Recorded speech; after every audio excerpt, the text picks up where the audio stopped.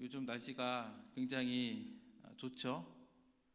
다 하나님이 우리가 만들어 주신 세상 가운데 우리가 살면서 우리 하나님이 나를 이렇게 사랑해 주셔서 나를 하나님의 자녀로 삼아 주시고 이렇게 아름다운 곳에서 또 살게 하신다 라는 것들을 여러분들이 늘 생각하면서 또 하루하루를 살았으면 좋겠습니다. 오늘 우리가 읽은 이 본문의 말씀은 이제 너무나도 잘 알려진 말씀입니다. 그 흔히들 이제 달란트의 비유라고 이렇게 일컬어지는 이제 말씀이어서 여러분들 모두 다 이 말씀을 잘 알고 계실 것이고, 또 이 본문을 가지고 한 설교도 여러분들이 여러 번 이제 들어봤을 거라고 생각을 합니다.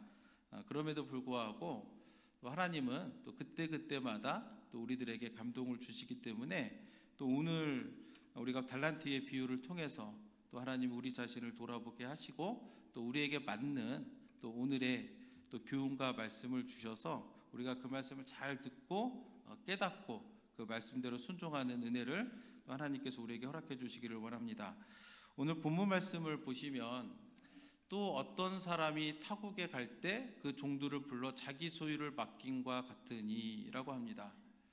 어떤 사람이 있었습니다. 근데 다른 나라에 가게 됐습니다. 그래서 자기 종들을 불러서 이제 자기 소유를 맡기는 이것이 이제 무엇과 같다라고 그렇게 이야기를 합니다. 무엇과 같을까요?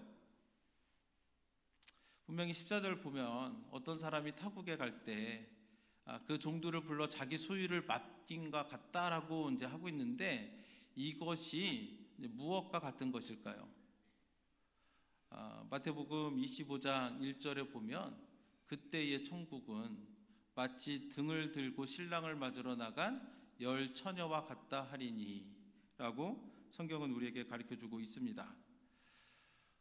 예수님께서는 지금 예루살렘에 입성해서 그 마지막 일주일을 이제 보내고 계십니다. 그러다 보니까 이제 본인이 이제 며칠 후면 이제 십자가를 지실 것을 알고 계셨기 때문에 아마도 예수님의 관심은 천국에 있었던 듯합니다. 그래서 그 무리들에게 성전 안에서 예루살렘 안에서 만나는 사람들에게 이제 천국에 대해서 이제 계속 말씀하시는데 사람들이 천국을 잘 모르잖아요, 그죠?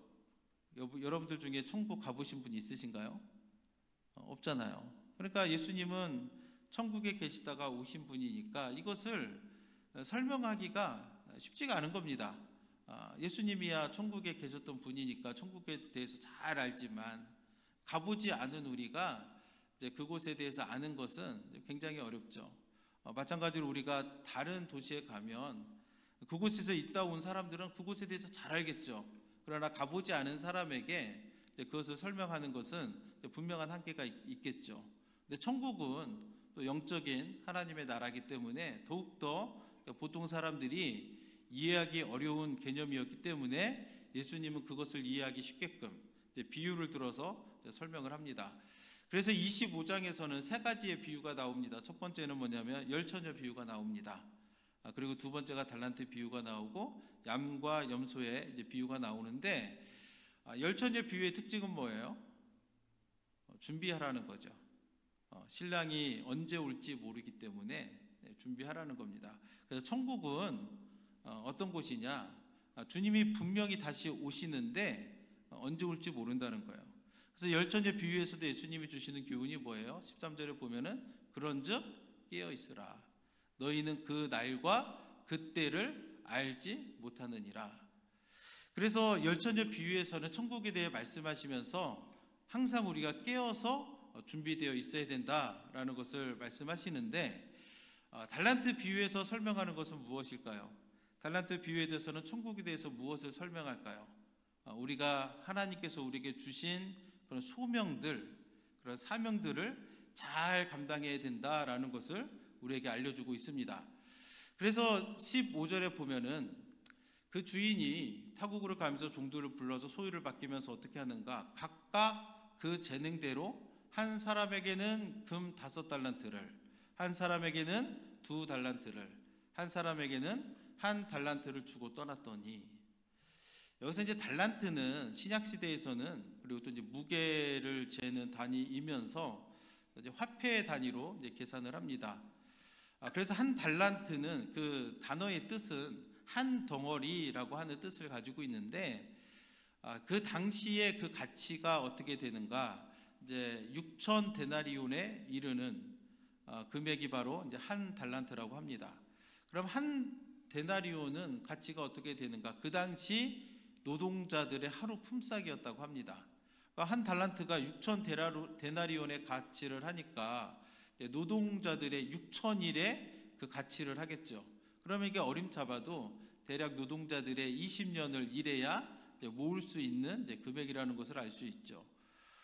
그런데 달란트에서 비유하는 것은 뭐냐면, 이 달란트를 단순하게 돈의 그런 개념보다는 어떻게 우리들에게 가르쳐주고 있는가 하면은, 우리가 마땅히 감당해야 될 사명에 대한 책임으로 우리가 인식을 하는 것이 이제 예수님의 말씀하신 비유에 대해서 우리가 적절하게 깨닫고 이해하는 겁니다. 예수님께서 여기서 어떤 사람이 타국에 갔습니다. 어떤 사람은 누구를 의미하는 걸까요?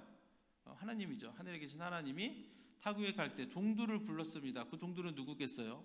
우리들이죠. 그래서 그 소유를 맡기는데 어떻게 맡겨요? 각각 재능대로. 그래서 하나님은 우리들에게 사명을 주실 때 그냥 막 주는 게 아니고 우리가 감당할 만한 사명을 주시는 거예요. 믿으십니까? 감당할 만한 그 사명을 주시고, 내가 그 사명을 감당하는데 어떤 능력과 어떤 재능이 필요하다. 그런데 내가 그게 좀 부족해요. 그럼 어떻게 하시겠습니까? 하나님이 그 부분을 채워주시는 거예요. 누구를 통해서? 성령님을 통해서 그 부분을 채워주시는 거죠. 그래서 우리가 하나님의 사명을 감당하는 것은 때로는 힘들기도 하고 때로는 어려움이 뒤따르기도 하지만, 근본적으로는 우리에게 더욱더 큰 유익을 가져다 줍니다. 왜냐하면 내가 하나님의 일을 잘할 수 있고, 만약 부족한 부분이 있다면 그 부분을 성령님이 채워주시기 때문에 우리가 하나님이 주신 사명을 감당한다라는 것은 결국에는 우리에게 더 큰 행복을 가져다 주고 우리에게 더 큰 유익을 가져다 줍니다. 그런데 지금 여기서 보면은, 그렇기 때문에 한 사람에게는 금 5달란트, 한 사람에게는 2달란트, 한 사람에게는 1달란트를 주고 이제 떠났습니다. 근데 이 사람들이 어떻게 했는가? 16절부터 18절 보시면, 5달란트 받은 자는 바로 가서 그곳으로 장사하여 또 5달란트를 남기고, 2달란트 받은 자도 그같이 하여 또 2달란트를 남겼으되, 1달란트를 받은 자는 가서 땅을 파고 그 주인의 돈을 감추어 두었더니, 나뉘게 됩니다. 달란트를 받은 사람들이 어떻게 행동했는가? 두 부류로 나누게 되는 거예요. 자, 5달란트를 받은 자와 2달란트 받은 자는 어떻게 합니까? 바로 가서 그것을 가지고 장사를 해서 5달란트 그리고 2달란트를 남겼는데, 1달란트 받은 자는 뭐를 했습니까? 가서 땅을 파고 그 주인의 돌 그대로 이제 묻어두었다라는 겁니다.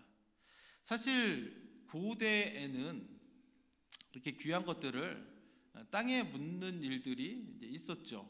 예전에는 은행이 있었던 것도 아니잖아요. 집에다 두었는데 집이 불이 나거나 아니면 집에 도둑이 들거나, 근데 그러면은 자기가 가진 것들을 다 잊어버리게 되기 때문에 사실 고대에는 이렇게 묻어서 숨기는 경우가 있었습니다. 가끔 뉴스를 보면 오래된 고택을 누가 샀는데 그것을 리모델링하는 과정 가운데 그곳에서 그 옛 주인이 숨겨놨던 뭐를 이렇게 발견해가지고 이렇게 액션에 내놓는 그런 이제 뉴스를 이제 종종 보게 됩니다. 여러분들도 그런 뉴스 보셨죠? 어떤 사람은 예전에 미국에 이제 금주법이 있었는데 그 사람이 몰래 집 안에다가 이렇게 파묻어 놓은 거예요. 그 위스키나 그런 것들을. 그래가지고 이제 새로 나중에 100년이 지나서 새로운 사람이 그 집을 사서 어떻게 리모델링 하다가 또 그것을 발견해가지고 그 위스키가 너무 상태가 좋아가지고 그것을 이렇게 막 액션에 내놔가지고 이렇게 거래를 하고 이제 그런 뉴스도 보았는데, 예전에는 그런 일들이 있었습니다. 그런데 달란트의 비유에서 하나님이 원하시는 것은 무엇일까? 그냥 우리가 그것을 땅에 묻어두고 아무것도 안 하는 것을 하나님이 원하시는 걸까? 아니라는 거죠. 19절에 보면 이렇게 나와 있습니다. 오랜 후에 그 종들의 주인이 돌아와 그들과 결산할세. 아까 아침에 제가 이제 달란트가 어떤 돈의 개념이라기보다는 우리가 받은 사명에 대한 책임으로 우리가 이해를 해야 된다라고 했습니다. 5달란트 받은 사람은 어떻게 했습니까? 바로 가서 그것을 가지고 사용을 해가지고 5달란트를 남겼습니다. 2달란트 받은 사람은 어떻게 했죠? 똑같이 바로 가서 그것을 이용해가지고 또 2달란트를 남겼는데, 1달란트 받은 사람은 어떻게 했어요? 땅에 묻어두고 아무것도 안 하는 겁니다. 우리가 하나님으로부터 받은 사명이 있습니다. 그것을 우리가 어떻게 해야 되는가? 열심히 그 사명을 감당해야 됩니다. 내가 5달란트의 사명을 받았으면 그것을 가지고 더 열심히 해가지고 또 5달란트를 남기는 그런 일을 해야 되죠. 내가 2달란트를 받았다. 그럼 그 사명을 또 열심히 감당을 해가지고 또 다른 2달란트를 남기는 것이 하나님이 기뻐하시는 일인데, 마지막 사람은 그것을 받아가지고 아무것도 안 합니다. 땅에 묻어만 놓습니다. 그런데 우리가 기억해야 될 것은 뭐냐면 결산할 날이 반드시 온다라는 것을 우리가 기억을 해야 됩니다. 그래서 19절에 보니까 오랜 후에 그 종들이 주인이 돌아와 그들과 결산할 때, 성경에서 보면은 예수님께서 비유를 말씀하실 때 지금 25장에서만 결산한다라고 말하지 않습니다. 마태복음 18장 23절 24절에서도 그러므로 천국은 그 종들과 결산하려 하던 어떤 인구가 같으니 결산할 때에 10,000달란트 빚진 자 하나를 데려오매. 그러니까 악한 종에 대한 비유거든요. 10,000달란트 빚진 자가 결산할 때가 되어서 왕에게 빚을 갚아야 되는데 갚을 능력이 없는 거예요. 그런데 왕이 너무 자비가 넘치고 은혜가 많아서 다 탕감을 해줍니다. 그랬더니 그 종이 자기한테 조금 빚진 자한테 가가지고 빚 갚으라고 하면서 없다라고 하니까 오히려 오게 가두고, 그때에 이제 그 얘기를 듣고 그 주인이 그를 불러가지고 약하고 게으른 종아 라고 할 때에 이제 그 비유를 말씀하실 때도 분명히 얘기하는 게 뭐냐면 반드시 우리에게는 뭐가 있다라는 거예요. 결산할 날이 올 것이다 라는 것들을 우리가 기억을 해야 됩니다. 그래서 여러분들이 구원을 받았습니다. 이것은 너무 값진 거예요. 그러나 그것이 끝이 아닌 거예요. 내가 하나님의 은혜로 예수 그리스도를 믿음으로 고백해서 구원을 받았으면 그것은 시작입니다. 구원받은 하나님의 백성으로서 새로운 삶을 살아가야 되는 시작이지, 내가 구원받은 것에만 내가 목적을 두고 나는 다 이루었다 라고 하면 그것은 하나님이 진정 원하시는 것이 아니죠. 아이를 가졌습니다. 그러면 여러분들은 아이를 낳고 끝입니까? 아니면 낳았으면 그 아이를 잘 양육하는 데까지 가야 됩니까? 내가 아이를 가졌어요. 그러면 나는 아이를 낳았다. 끝. 가끔 보면 그 동물의 왕국 같은 거 보면 동물 중 그런 게 있더라고요. 낳으면 떠나버리면 알아서 이렇게 크는 동물도 있는데 사람은 그렇지가 않거든요. 내가 낳았다. 그럼 뭐가 따르는 거예요? 양육의 책임이 따르잖아요. 하나님이 우리를 예수 그리스도의 피값으로 우리를 구원해 주셨습니다. 그럼 그게 끝이냐? 아니라는 거예요. 하나님이 원하시는 것은 뭐냐면 구원받은 우리가 하나님의 말씀 안에서 하나님을 예배하고 하나님께서 우리에게 주신 사명을 잘 감당해 나아가는 것, 그것을 하나님이 원하시는 것인데, 분명히 성경을 통해서 우리에게 가르쳐 주는 것은 뭐냐면 결산할 날이 분명히 올 것이다 라는 것을 우리에게 가르쳐 주고 있습니다. 그래서 결산할 날이 왔습니다. 그리고 충분한 시간을 주었습니다. 19절에 뭐라겠죠? 오랜 후에. 오랜 후에라는 말은 뭐냐면 그 받은 달란트를 가지고 받은 사명을 가지고 충분히 사명을 감당할 시간을 주셨음을 의미를 합니다. 결산할 때가 돼서 주인이 당도했습니다. 20절부터 23절에 보시면 5달란트 받았던 자는 5달란트를 더 가지고 와서 이르되 주인이여 내가 5달란트를 주셨는데 보소서 내가 또 다른 5달란트를 남겼나이다. 주인의 반응이 어떻게 되냐면 그 주인이 이르되 잘하였도다 착하고 충성된 종아 내가 적은 일에 충성하였음에 내가 많은 것을 내게 맡기리니 내 주인의 즐거움에 참여할지어다 하고, 22절과 23절에서도 똑같습니다. 2달란트 받은 사람이 주인에게 보소서 내가 2달란트를 남겼나이다 라고 했더니 똑같이 해요. 착하고 충성된 종아, 내가 적은 일에 충성하였음에 내가 많은 것을 내게 맡기리니 내 주인의 즐거움에 참여할지어다. 여기서 우리 하나님은 절대로 5달란트를 받은 자와 2달란트를 받은 자를 비교하지 않습니다. 쟤는 5달란트를 남겼는데 왜 너는 2개밖에 없냐라고 말씀하시지 않아요. 내게 주신 그 사명대로 내가 온전히 그 사명에 집중할 때, 작은 일이라도 하나님께서 내게 주신 사명에 내가 충성을 할 때 하나님은 뭐라고 해요? 착하고 충성된 종아 인정하시고 주 안에서 우리가 즐거움을 함께 누리게 될 것이라고 분명하게 우리에게 가르쳐주고 있습니다. 그래서 저는 이 자리에 있는 여러분들도 하나님 앞에서 우리가 다 결산할 때가 있습니다. 그때에 착하고 충성된 종아라는 칭찬을 받기를 예수님의 이름으로 축복합니다. 우리는 그런 칭찬을 받아야 돼요. 여러분들은 별로 이렇게 감흥이 없으신 것 같은데 한번 상상을 좀 해보시라고요. 내가 나중에 주님 앞에 섰을 때에 주님이 나를 향해서 너는 정말 착하고 충성된 종이다라고 이렇게 인정을 해주면 얼마나 기쁘겠습니까? 그렇게 여러분들이 인정받았으면 좋겠어요. 그리고 주님께서 말씀하신 것처럼 내 주인의 즐거움에 참여할지어다. 여러분들이 나중에 주님 앞에 섰을 때에 그렇게 인정받고 하나님이 베푸시는 그런 즐거움으로 여러분들이 충만해지기를 원합니다. 여러분들도 그런 꿈을 가지고 우리들에게 주어진 하루하루를 살아가기를 원합니다. 그런데 24절 25절에 1달란트 받은 자는 어떻게 됐는가?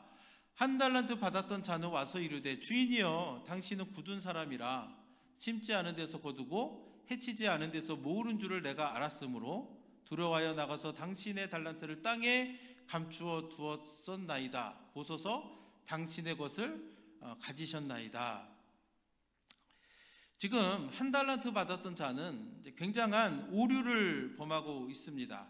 어떤 오류를 범하고 있냐면 그 주인이 어떤 사람인지를 몰라요. 그래서 뭐라고 합니까? 당신은 굳은 사람이라. 이거 무슨 말일까요? 당신은 굳은 사람이라. 영어 성경을 보시면 여기 보면 이제 붉게 표시돼 보면 Master, I knew you were harsh man. harsh man이라는 게 뭐예요? 못된 사람이라는 거 아닙니까? 나는 압니다. 당신이 매우 잔인하고 아주 못되고 아주 나쁜 사람이라는 것을 내가 압니다. 그러면서 뭐라고 하냐면 Harvesting crops you didn't plant. 당신이 심지 않은 곡식을 당신은 거두려고 합니다.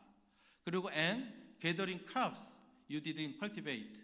당신이 경작하지 않은 것들을 당신은 거두려고 하니 당신은 매우 나쁜 사람입니다 라고 얘기하는 거예요. 여기 보면은 당신은 굳은 사람, 심지 않은 데서 거두고 당신이 씨를 뿌리지도 않았으면서부터 뭐를 거두려고 합니다. 그리고 당신이 경작하지 않은 데서 뭔가를 이렇게 취하려고 합니다. 그렇기 때문에 당신은 매우 나쁜 사람이기 때문에 내가 두려웠다라는 거예요. 그래서 내가 그것을 나가서 뭔가를 하려고 안 하고 어떻게 했다고요? 땅에 그렇게 두었다가 그대로 가져왔습니다 라고 이야기를 합니다. 이 1달란트 받은 사람이 모습이 어떻습니까?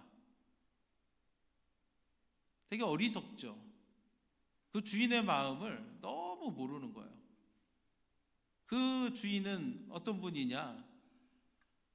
우리를 살리시기 위해서 독생자 아들까지도 아끼지 아니하시고 보내주신 분인데 그 1달란트 받았던 자는 그 주인을 향해서 어떻게 생각하느냐? 당신은 굳은 사람이라는 거예요. 그렇기 때문에 내가 아무것도 안 하고 그대로 가져왔습니다. 이에 대해서 주인이 어떻게 반응하는가?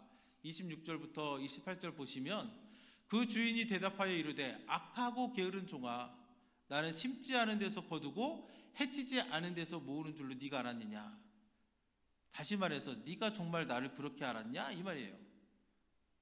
만약 그랬다면 27절에 그러면 내가 마땅히 내 돈을 취리하는 자들에게 맡겼거나 내가 돌아와서 내 원금과 이자를 받게 하였을 것이니라 하고, 내가 그렇게 막 돈에 욕심이 있고 그렇게 네가 생각하는 것처럼 아주 지독한 그런 사람이었으면 내가 마땅히 네가 아니라 다른 사람에게 돈을 맡겨서 내가 내 원금과 이자를 받았을 것이다 라고 이렇게 이야기를 하는 겁니다.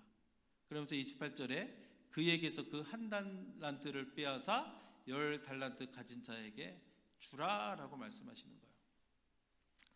그 사람은 운명은 어떻게 되는가? 무릇 있는 자는 받아 풍족하게 되고 없는 자는 그 있는 것까지 빼앗기리라. 무익한 종을 바깥 어두운 데로 내쫓으라. 거기서 슬피 울며 이를 갈리라 하니라. 그래서 오늘 우리가 이 달란트의 비유를 통해서 우리가 일반적으로 달란트 하면 재능이 많은 사람 하면 저 사람은 5달란트 받은 사람이 우리가 흔히들 그렇게 이야기하는데 다시 한번 말씀드리지만 재능을 의미하는 게 아니에요. 이 달란트는 하나님께서 주신 사명 또 그에 대한 책임을 의미를 하는 겁니다. 그러면 여기서 우리가 기억해야 될 것은 뭐냐면 누가 1달란트 받은 사람이냐는 거예요. 예수님께서 천국에 대해서 말씀하시면서 이 달란트의 비유를 합니다. 그러면 이 1달란트 받은 사람은 누구를 의미하는 걸까요? 누구냐 하면 좁게 해석하면 그 당시에 유대인들로 볼 수가 있습니다. 유대인들 중에서도 특히 바리새인들, 그 중에서도 특히 서기관들. 그들은 어떤 사람들이니까 미리 하나님이 주시는 말씀을 받았습니다. 그 조상들을 통해서 하나님의 말씀을 받은 거예요. 근데 그 말씀, 그 복음을 어떻게 했습니까? 그 복음을 가지고 전했습니까? 아니면 그것을 땅에 묻어놓고 우리끼리만 하면서 그 복음을 가지고 남을 정죄하고 판단하고 그러지 않았습니까? 그들은 너무 몰랐던 거예요. 하나님의 마음이 무엇인지. 하나님이 그들에게 율법을 주신 것은 하나님이 그들을 미리 택하여 하나님의 자녀로 하나님의 백성으로 삼으신 그 이유는 뭐예요? 그것을 가지고 사용하라는 거예요. 사마리아인에게 가서 복음을 전하고 이방 사람들에게 가서 복음을 전해서 모든 사람들이 그들이 복음을 말씀을 하나님의 사랑을 깨달아서 돌아오라고 하셨는데 그들은 그것을 했습니까? 안 했습니까? 아무것도 안 한 겁니다. 오히려 남이 믿으면 뭐라게요? 할례를 받아야 되는데 라고 하면서 힘들게 하고 괴롭게 하고 그들이 가진 전통을 강요하고 그랬던 거죠. 그랬더니 심지어 하나님의 아들이신 예수님에게도 와서 예수님을 시험하고 예수님을 핍박하고 그렇기 때문에 지금 여기서 1달란트 받은 사람들은 그 당시에 먼저 자기들이 택함 받았다라고 생각했었던 유대인들을 향해서 예수님이 말씀하시는 겁니다. 그러면 이 비유는 그 당시 유대인들에게만 적용이 되는가? 아니죠. 우리들에게도 똑같이 적용이 됩니다. 이 달란트의 비유를 통해서 우리는 생각해 보셔야 돼요. 나는 이 세 사람 중에 5달란트 받은 사람, 2달란트를 받았던 사람, 그리고 1달란트를 받았던 사람 중에 나는 어디에 속한 사람인가? 나는 어떠한 모습으로 살아가고 있는가? 나는 하나님이 주신 복음을 받았습니다. 이 복음을 가지고 나는 그 복음에 합당한 삶을 살려고 애쓰고 이 복음을 전하려고 노력하는 사람인지 아니면 그것을 땅에 묻어놓고 아무것도 안 하는 사람인지 우리가 생각해 보셔야 되는 거예요. 오늘 비유에서 분명하게 두 부류의 사람에게 엔딩이 두 개가 있습니다. 어떤 사람, 5달란트를 받았던 사람과 2달란트를 받은 사람은 어떻게 돼요? 주인의 즐거움에 참여하는 자가 됩니다. 그런데 1달란트를 받은 사람은 어떻게 돼요? 내쫓김을 당해서 슬피 울며 이를 갈게 되는 그러한 사람이 되는 것을 보게 됩니다. 또 어떤 일이 발생하는가? 지금 보면은 1달란트 있던 것을 누구에게 줘요? 5달란트 있는 사람에게 주잖아요.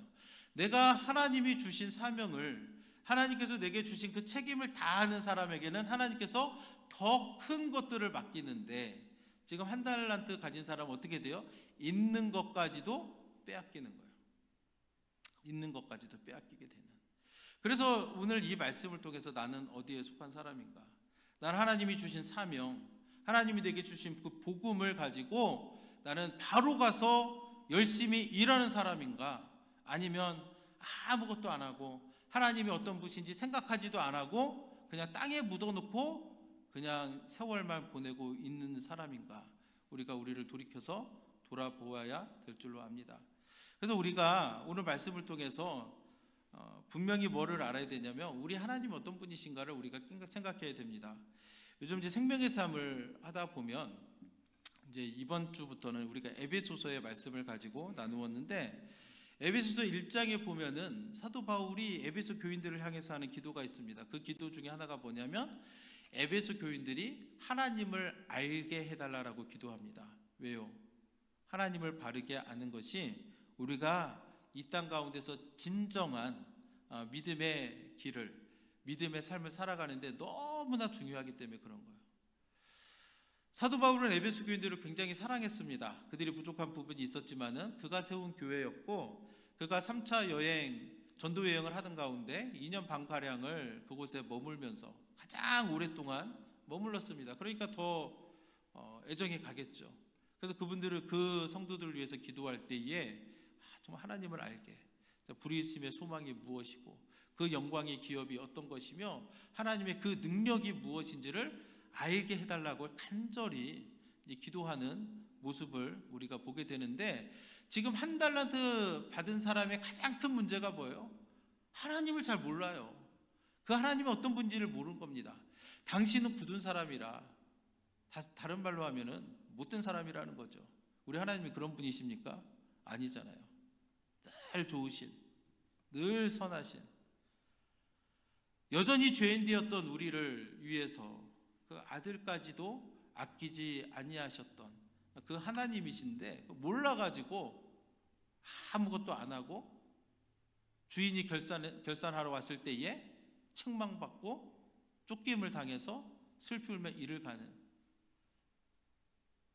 저는 여러분들이 그런 인생이 아니라 5달란트, 2달란트를 받았던 사람들처럼 주님이 우리에게 말씀하실 때, 주님이 우리에게 주신 어떤 사명이 있을 때 바로 가서 순종함으로, 하나님의 일에 참여함으로 주님께 착하고 충성된 종이라 인정받고, 그리고 마지막 날에 주님이 베푸시는 그 즐거움의 자리에 모두 다 초대받아서 참여하는 저와 여러분들이 되기를 예수님의 이름으로 축복합니다.